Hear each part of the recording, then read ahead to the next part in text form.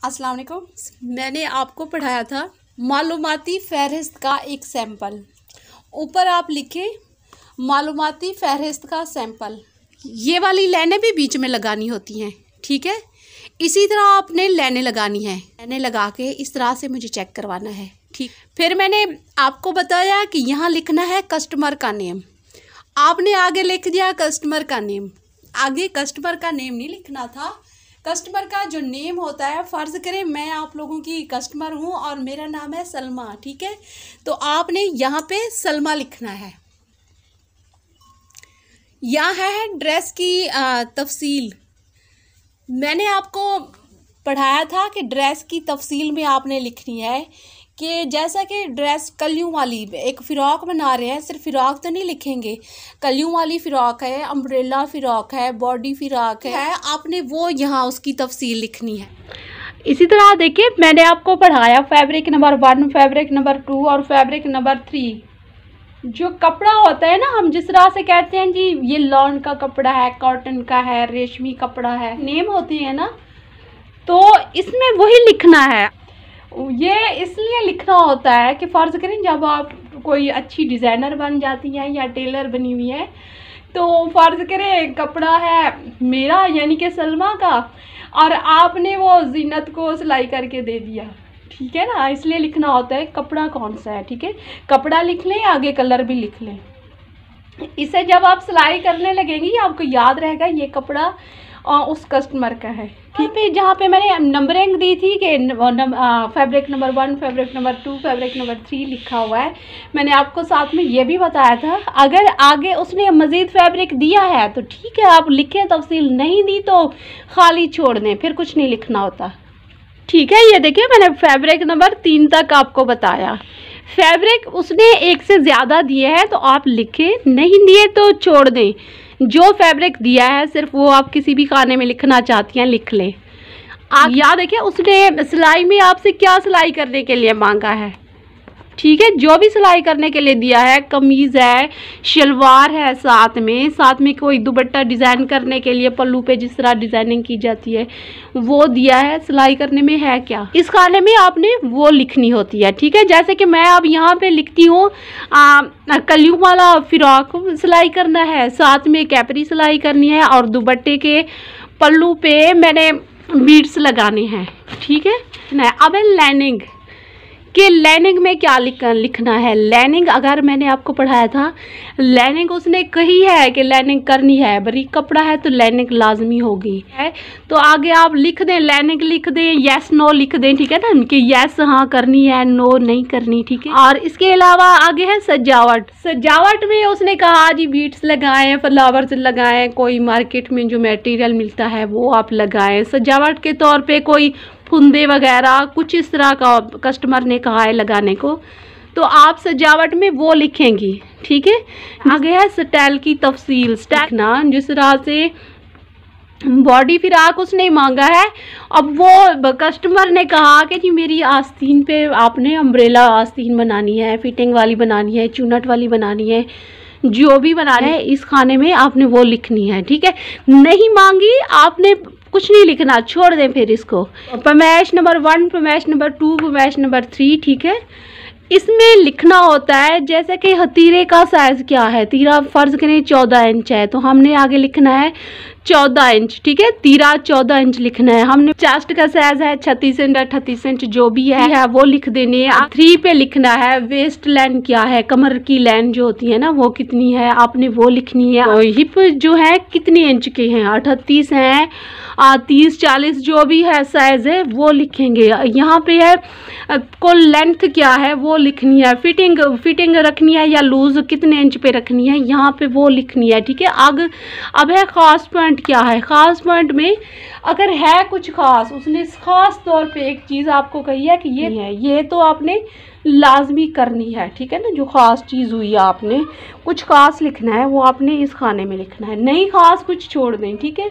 इसके अलावा total price में आपका जितना भी खर्चा बनता हुआ, जैसे कि नलकियाँ लिए आपने, ऊपर लेसेस वगैरह लगाए, बटन बीड्स कुछ भी लगाया, ये आप खर्चा उससे कस्टमर से लेंगी, ठीक है। और इसके अलावा जो आपकी मजदूरी बनती होगी, लेबर बनती होगी वो, ठीक है ना, इसी को टोटल करके ना यहाँ पे आपने लिखना है। ठीक है, ये हो गया। तो ये लिस्ट आपने इस तरह से बनानी है। इस लिस्ट को आप दोबारा बनाएं। आप देखिए, डायरेक्ट और इनडायरेक्ट का आपको बता रही हूँ।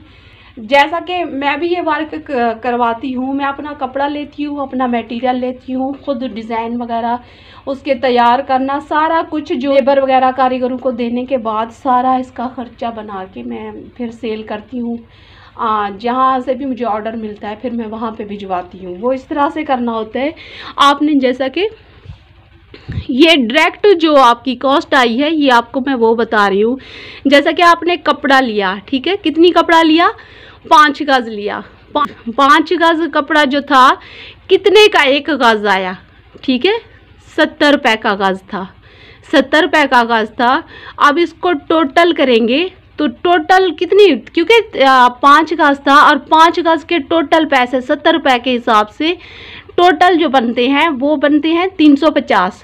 ठीक है, तो हम यहाँ टोटल में लिख देंगे कि 350 का जो है टोटल कपड़ा आया। इसी तरह है लेस। लेस लगाई है आपने, कोई मटेरियल जरदोजी वगैरह का वो आपने लगाया है, आपने बटनों का किया है, आपने कपड़े के ऊपर कपड़े का डिज़ाइन किया है, आपने ऊपर डिज़ाइन, जिस तरह से मैं डिज़ाइन लिख के बेचती हूँ, ठीक है, मैं डिज़ाइन लिख के बेचती हूँ, तो आपने अगर वो डिज़ाइन किसी से, किसी डिज़ाइनर से लिखवाया है तो वो कितने का लिखवाया है वो भी इसी में आएगा। ठीक है, तो आपका जो भी खर्चा आएगा वो आपने यहाँ लिखना है।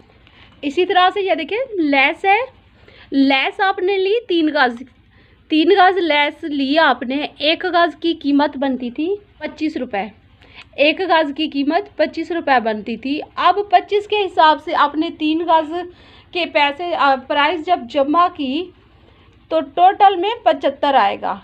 अब जो ड्रेस आप डिज़ाइन कर रही थी ये तो डायरेक्ट खर्चा है, लेस भी डायरेक्ट होगी और बटन लेसें वगैरह जो भी आपने मटेरियल लगाया डायरेक्ट हो गया।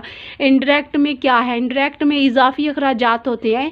इनडायरेक्ट कॉस्ट में है इजाफी अखराजात में, ये भी आपने कस्टमर के खाते में डालना है। ठीक है, उसमें आपने मशीन की सफाई और देखभाल, जैसे कि मशीन की हम सफाई करते हैं उसके लिए मिट्टी का ऑयल इस्तेमाल करते हैं, दूसरा ऑयल जो मशीन वाला मशीनी ऑयल इस्तेमाल करते हैं। उसके अलावा हमने टूथब्रश से सफाई की जाती है, हमने वो ब्रश भी इस्तेमाल किया।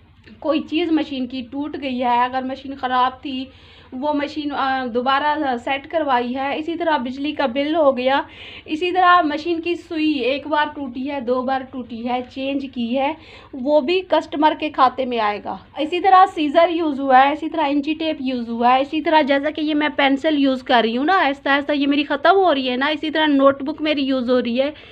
एक पे नहीं डालना, इससे कस्टमर भाग जाएंगे। ठीक है, इसी इजाफी अखराजात आपके जो भी आए हैं, लेकिन जो जायज़ है, जो आपके अखराजात आए हैं वो तो ज़हरे लेने होते हैं। इनडायरेक्ट और डायरेक्ट का ये तो कस्टमर के खाते में डालना होता है। ठीक है, इतना डालना होता है जो सही हो, ठीक है, जो जायज़ हो ना, जितना खर्चा आया हो उस चीज़ पे, ये तो आप कस्टमर से लेंगी।